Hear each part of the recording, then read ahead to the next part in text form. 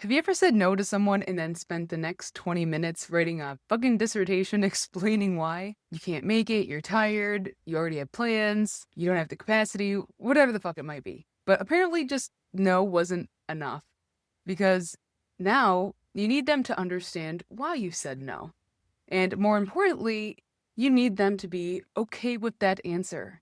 Or maybe somebody at work is irritated with you, and suddenly you're replaying that entire interaction and ruminating on it. Did I say something wrong? Should I text them? Are they mad at me? Maybe I should explain what I meant. Or maybe someone I love is having a bad day, and somehow their bad mood has become a problem that you need to solve. We talk a lot about being exhausted because we have too much to do, but I don't think that we talk nearly enough about how fucking exhausting it is to try to manage everyone else's experience of us and their emotions. Because there's the work that you're actually responsible for. And then there's this whole invisible second job, making sure that nobody is disappointed, nobody's mad, nobody thinks that you're selfish, nobody misunderstands you. Nobody thinks that you've changed or that you're lazy or that you're a bad employee, parent, spouse, friend, daughter, son, leader, business owner, whatever it might be, right? Whatever role that you're currently trying to perform correctly. And that job never ends because you're trying to control something that was never meant to actually have control over in the first place. What another human being thinks and feels. Welcome back to Hustle Rebels. If you're new here, this is where we talk about burnout, hustle culture, nervous system regulation, identity, and all the weird shit that's underneath why capable people can know that they're just so exhausted, yet somehow still can't stop. Because I'm far less interested in giving you another morning routine than I am in figuring out why you think you need one in the first place. So if that's your kind of conversation, subscribe or follow Hustle Rebels wherever you're listening to right now. And if you've been here for a while, leave a review, comment, or share the episode, whatever your platform will allow you to do. It genuinely helps keep these episodes rolling and helps others find the show as well. But I'm also a nosy neighbor, and I want to know what's going on in your guys' lives too. So tell me what resonated, tell me what you're dealing with, and you can also tell me if I'm just completely full of shit about something. I want to hear about it. I want to be in a conversation with you guys, not just me sitting alone with a microphone yelling into the void and the ethers, although I'm apparently also willing to do that too. So let's talk about the shit that you're carrying that isn't actually yours. So I started thinking about this after a conversation I had recently, which is actually going to air next week.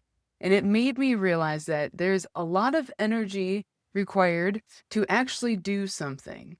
And then there's a lot of energy required to manage how people perceive you while you are doing that thing.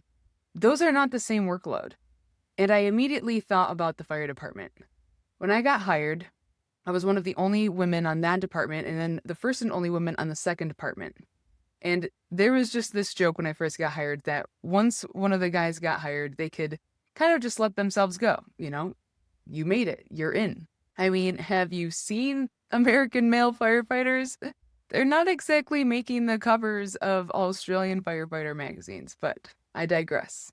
And I knew that whether or not anybody explicitly said it or not, that I didn't have that same margin.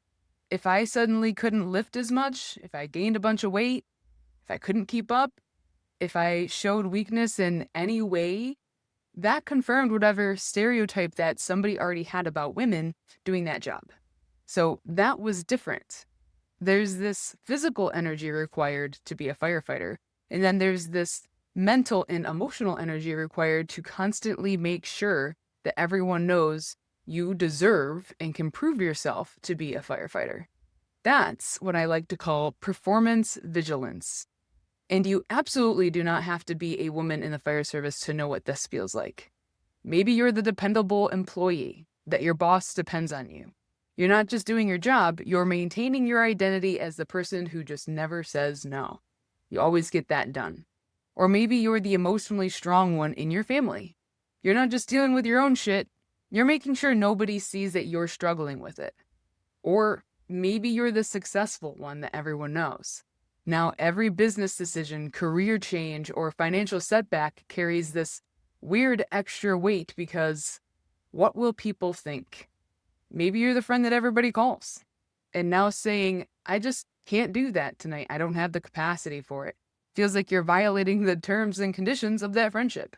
See, there's the thing that you're doing, and then there's the performance happening around that thing. The second part is just so fucking exhausting. And I think it gets deeper than just people pleasing. Because stop people pleasing sounds easy as hell, right? Okay, cool. I'll just stop caring. Problem solved. Podcast over. Done. My job is done. Except that's just not how this works. Because what if somewhere along the way, being approved of became associated with being safe? Your nervous system was comfortable in that.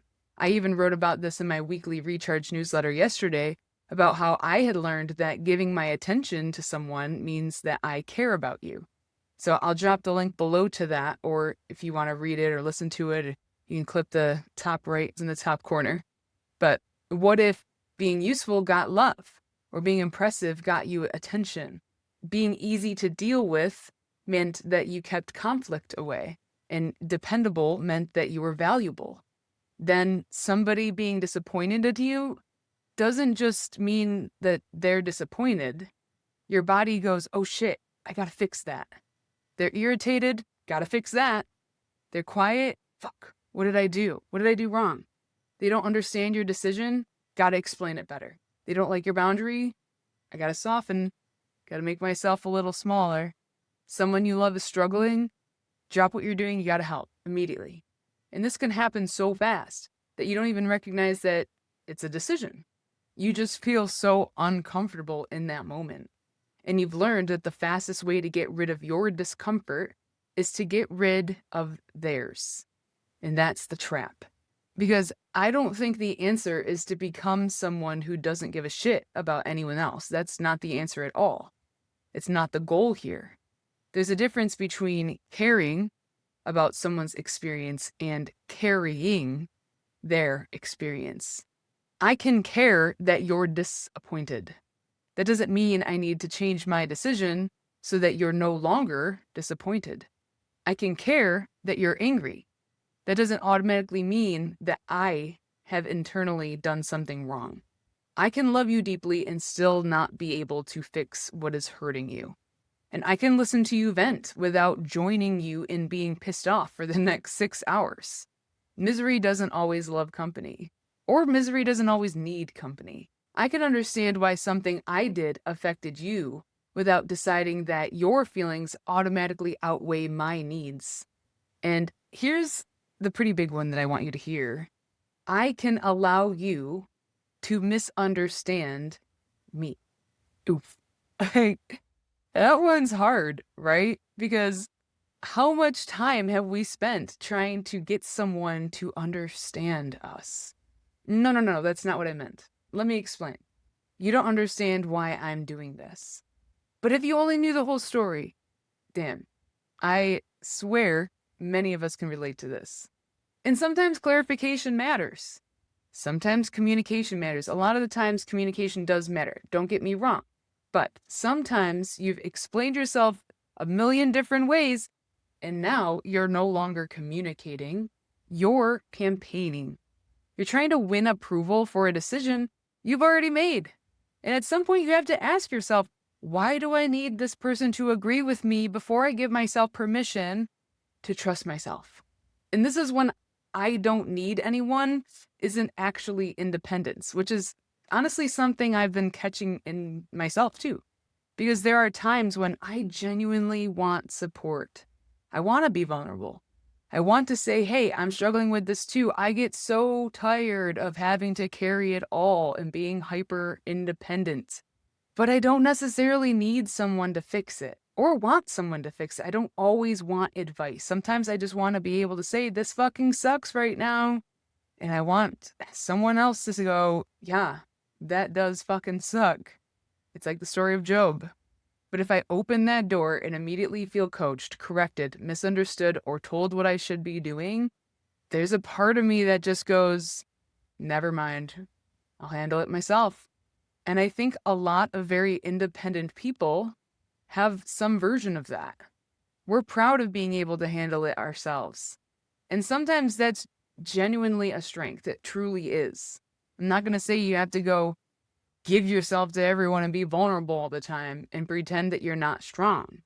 But sometimes I'll do it myself is what happens when relying on other people has felt more expensive than carrying everything alone. And then we wonder why accepting help feels so uncomfortable. Or why we're pissed that nobody helps us when we're simultaneously walking around broadcasting, "Don't worry, I got it," sometimes passive aggressively, something I'm also still working through. Not the passive aggressive part, but still the broadcasting that I still got it. Because allowing somebody to support you also means allowing them to do it imperfectly. They might not say exactly what you wanted. They might not completely understand. They might solve something differently than you would. And you might have to tolerate the discomfort of not controlling the experience. I get it. It's difficult.